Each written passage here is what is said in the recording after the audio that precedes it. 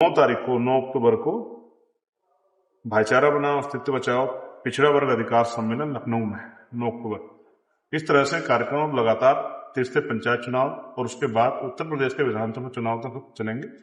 फिर जिलों में हम लोग जाएंगे, विधानसभा में जाएंगे। लेकिन आजाद समाज पार्टी ने संकल्प किया है कि इस बार वो अपने दल को उसकी ताकत बनाएंगे, उसको ताकत में ला के लोगों की भलाई के लिए जनहित के जो कार्य हैं पॉलिसी बना करेंगे। अच्छी रोटी कपड़ा मकान रोजगार कानून व्यवस्था अच्छी हो, इन सब के लिए हम संकल्पित है। इस काम को हम लोग करेंगे। सर, विधेयक जो भी पास हुआ है प्रधानमंत्री मुख्यमंत्री और मंत्रियों को हटाने का, क्या आजाद जी उसका समर्थन करते हैं तो क्या जेपीसी में हिस्सा लेंगे?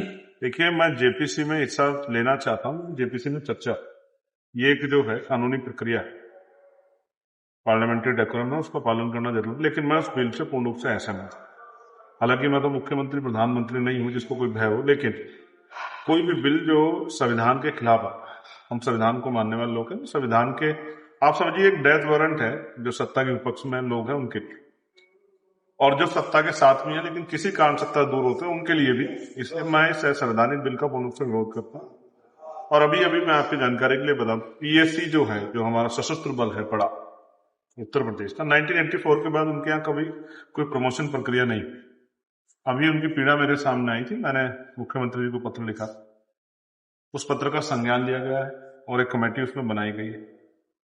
जो सामान्य नागरिक पुलिस है उसके प्रमोशन लगातार होते हैं, लेकिन पीएससी और सशस्त्र बलों के जो पुलिसकर्मी हैं उनके सापेक्ष जो है नागरिक पुलिस के सापेक्ष उनकी पदोन्नति नहीं हो रही थी। ये मामला हमने उठाया था, सरकार ने उसके बाद उसका संज्ञान लिया। अभी कमेटी उन्होंने बना दी, मुझे उम्मीद है कि जल्द उसका संज्ञान भी लिया जाएगा, यथावत जो है उनकी पदोन्नति होगी जिस तरह से नागरिक पुलिस की हो रही है।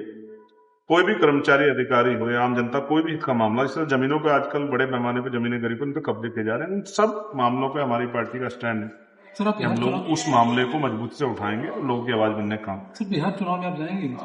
बिहार चुनाव का फैसला पार्टी कोर कमेटी का है, अभी उसमें फैसला नहीं लिया गया। स्टेट की जो टीम है अपना काम कर रही है, स्टेट की टीम की अच्छी तैयारी, मैं कई बार वहां शामिल हुआ हूँ, उनका कई सीटों पर बहुत मजबूत उनकी दावेदारी। उम्मीद है कि आजाद समाज पार्टी वहां एक बड़ी पार्टी बनेगी और इस बार पिछली बार जो कमी रह गई थी 2020 में, उस कमी को भी दूर करके आजाद समाज पार्टी के एमएलए इस बार वहां जीतेंगे। जनगणना को लेकर के आपने आर्थिक आधार पर जनगणना की मांग उठाई? नहीं, आपने गलत सुना है। आर्थिक आधार पर कोई जनगणना नहीं होती, जनगणना के आर्थिक आंकड़े भी जारी होने चाहिए।